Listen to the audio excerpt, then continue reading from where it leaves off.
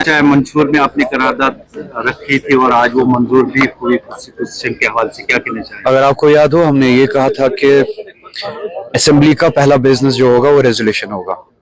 हमने ये कैंपेनिंग के दौरान भी कहा, अपने मैनिफेस्टो में भी कहा, हमारी तकरीरों को भी आप चेक कर सकते हैं। असेंबली परसों शुरू हुई। जैसे कि आप जानते हैं, पहला दिन स्पीकर का इलेक्शन है तो रूटीन बिजनेस नहीं होता।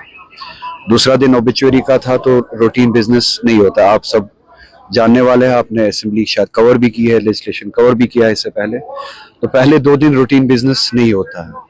आज पहला दिन था रूटीन बिजनेस का, और नेशनल कॉन्फ्रेंस ने जैसे वादा दिया था कि जो भी पहला बिजनेस होगा इस असेंबली का वो रेजोल्यूशन होगा। और मैं शुक्रगुजार हूँ इस गवर्नमेंट का, उमर साहब का, सभी साथियों का, अपनी तंजीम का, जिन्होंने जो वादा किया था उस वादे को आज पूरा किया। तो ये यहाँ पे बात खत्म नहीं होती है। ये एक ऐसी जदोजहद है, जैसा कि मैंने इलेक्शन कैंपेन के दौरान भी कहा, उस जदोजहद का ये दरवाजा है, ये रास्ता है। आज वो रास्ता खोला गया। मैंने पार्लियामेंट में अपनी कैपेसिटी में, हम्बल कैपेसिटी में कोशिश की। असेंबली के जरिए वही बात पहुंचानी भी बहुत ज़रूरी थी।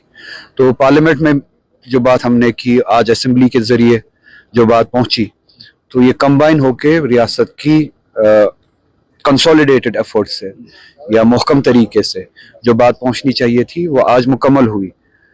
तो अब ये जद्दोजहद हमें आगे लेके जाना है। बीजेपी 2 इल्जाम लगा रही है। एक तो वो कह रही है कि जानिबदार रहे स्पीकर इस पूरे मामले में। दूसरा ये कहा कि उनका ये मानना है कि जम्मू का मैंडेट नहीं मिला है, जम्मू की आवाज इसमें नहीं। पॉइंट ऑफ रियासत की मेजोरिटी का मैंडेट है, बीजेपी जम्मू नहीं है।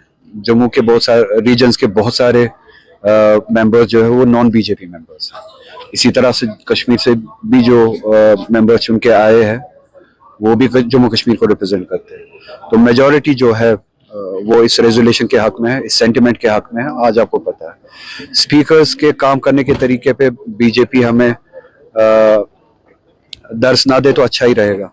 पार्लियामेंट में आपको पता है कि स्पीकर कैसे बिहेव करता है।